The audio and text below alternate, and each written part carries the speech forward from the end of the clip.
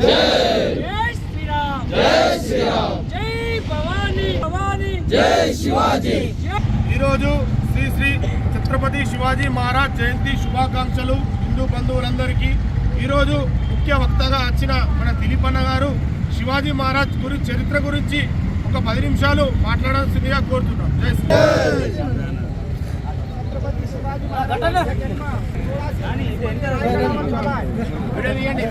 यांच्या जन्माच्या वेळेस भारताच्या तिन्ही भागामध्ये मुस्लिमांचं राज्य होतं।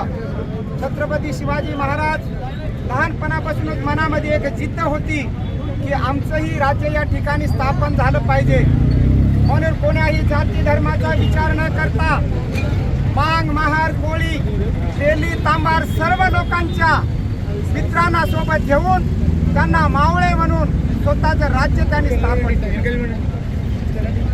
आताच माझ्या एका मित्राने म्हणले होते की राजाच्या बायकोला घेऊन आले होते सैन्य, चूक इतिहास सांगू नका, कारण बादशहाच्या सुनाला घेऊन आले होते आणि ते राजाला दिले होते। त्यावेळेस तो राजा म्हणाला, अरे त्या प्रकार माझी जर आई सुंदर असती तर माझा जन्म तिच्या सारखा झाला असता, म्हणून शिवाजी महाराजाने तिला बांगडी आणि साडी करून तिला परत पाठवले।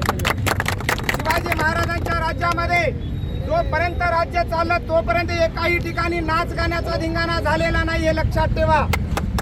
कारण शिवाजी राजे महिलांचा सन्मान करणारे राजे होते, म्हणून आम्ही त्यांचा आदर्श आज घेतो। शिवाजी राजे म्हणायचे, या देशामधला 1000 सैनिक मेले तरी चालेल, परंतु या देशाचा पोशिंदा शेतकरी मरता कामा नये, हे शिवाजी महाराजांचं वाक्य होतं। परंतु आजच्या राज्यामध्ये शेतकऱ्यांना आत्महत्या करण्याची वेळ येत आहे। शिवाजी महाराजांचे तत्व आज कोणीही पाळत नाही। शिवाजी महाराजांनी कधीही कोणाच्या पिकाचे नुकसान केले नाही। शिवाजी महाराज फक्त शिवाजी महाराज म्हणायचे की अन्यायाचा विरोध लढा, जो आमच्यावर अन्याय करते त्याच्या विरोधामध्ये तुम्ही लढा द्या। म्हणून शिवाजी महाराजांचं छोटं राज्य असून तेवढ्या तिन्ही भागांना असलेलं मुघल असेल, निजाम असेल, सर्वांवरती विजय संपादन केला शिवाजी राजांनी। आणि शेवटी शिवाजी राजांचा विष देऊन आत्महत्या करण्यामध्ये आली, कारण त्या ठिकाणी पेशवाईंचं राज्य यावं ही जिद्द होती। आणि आज या देशात तेच घडत आहे। आम्ही इतिहासाला विसरलो, आम्ही इतिहासाला विसरून गेलो, म्हणून शिवाजी राजांचे चरित्र वाचत नाही, फक्त आम्ही सिनेमा रील्स याच्यामध्ये बिझी आहोत। आज आमच्या समाजाला या ठिकाणी जेवढेही समाज असतील त्या समाजाला एकत्र आणणं हे शिवाजी महाराजांचं तत्व होतं। म्हणून शिवाजी महाराजाला आज आम्ही खरं जर सलामी द्यायचं असेल तर आमच्यामध्ये राष्ट्र मुख्य आहे, आमचा हा समाज मुख्य आहे। त्या धारेमध्ये सर्वाला घेऊन सर्व युथ लोकांनी एक विचार करा की आम्हाला या ठिकाणी आमचा वाटा किती आहे। आज 85% आहोत आम्ही, 85% लोकांचा वाटा कुठं आहे या देशामध्ये, ते मुख्य आम्ही अभ्यास केला पाहिजे। सुप्रीम कोर्टामध्ये जाऊन बघा तुम्ही, किती जजेस आहेत आमचे, ओसीचा आहे का, एसटीचा आहे का, एससीचा आहे का, एकही नाही। मग का आम्ही कणवा टाकून घेतलो म्हणून का आमचं राज्य होते का? अहो, ज्या पदावर आमचे लोक राहायला पाहिजे त्या ठिकाणी आम्ही गेलं पाहिजे, की जिद्द आमच्या युवकामध्ये आली पाहिजे, म्हणून अभ्यास केला पाहिजे। जोपर्यंत आम्ही अभ्यास करणार तोपर्यंत आम्हाला शिवाजी महाराजांचं चरित्र कधीही कळून येणार। म्हणून जास्तीत जास्त पुस्तकाकडे लक्ष द्या, लायब्ररी खोला, शिवाजी महाराजांचे पुस्तक आणून ठेवा, तेव्हा आमचा समाज जागृत होईल। म्हणून शिवाजी महाराजांच्या जयंतीनिमित्त सर्वांना हार्दिक शुभेच्छा। जय शिवराय, जय शिवराय, छत्रपती शिवाजी महाराजांचा, माता जिजाऊंचा, माता जिजाऊंचा। లోగాని ఏదైతే కొన్ని దేశాలు ఇప్పటికి కూడా శివాజీ యుద్ధ నీతిని పాటిస్తున్నాయి। శివాజీ ఉడుము ఏదైతే తేనె పెట్టి ఉడుము పైకి వేస్తే దాని మీద 100 మంది ఎక్కిన ఉడుము కిందకి రాదు। ఉడుము పట్టు యుద్ధం అంటారు దానికి। ఆ యుద్ధం ఈ రోజు కూడా కొన్ని దేశాలలో శివాజీ మహారాజ్ నెలకొన్నటువంటి యుద్ధ నీతిని కొన్ని దేశాలు ఈ రోజు మార్గదర్శనంలో నడిపిస్తున్నాయి।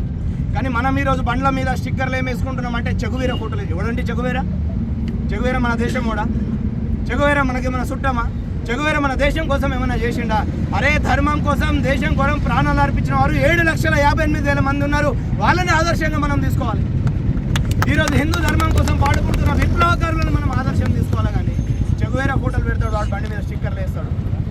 అరే పవన్ కళ్యాణ్ వేసుకున్నాడు కావచ్చు చెగువేరా, కానీ ఈరోజు పవన్ కళ్యాణ్ కూడా సిద్ధాంతం పాటించిన తర్వాత వాట్ ఈస్ వాట్ అనేది తెలుసుకున్నాడు. కాబట్టి మనం ఛత్రపతి శివాజీ వారసులం. మనం శివాజీని ఆదర్శంగా తీసుకొని పనిచేయాలి. మనం ధర్మం కోసం పనిచేస్తున్నాము. అరే పక్కినోడు ఇల్లు కాలిపోతున్నది, నాకేం అవసరం, ఆడి ఇల్లు కాలిపోతున్నది కానీ నా ఇల్లు అయితే మంచిగా ఉన్నది అంటే నడవాలి. స్వతంత్రం మనకు విభజన జరిగిన తర్వాత కూడా అదే జరిగింది. ఒక వస్త్ర వ్యాపారి, ఒక వైశ్యుడు కాశ్మీర్లో వస్త్రాల వ్యాపారం చేసుకుంటున్నాడు. ఆయనకి 7 మహిళలు, అంటే 7 కూతుళ్ళు. ఆయనకి 7 కూతుళ్ళు ఉన్నప్పుడు ఆయన ఏం చేస్తాడు, నాకు కోట్లాది రూపాయలు ఉన్నాయి, నేను వస్త్ర వ్యాపారిని, నాకు ఎవడేమంటాడు, పైసా ఉన్నది కాబట్టి. నీకడ పైసా ఉన్నదా పైసా లేదా అనేది చూడాలి. ధర్మం జోలికి వస్తే ఎవడైనా మనకు ఒకటే లెక్క.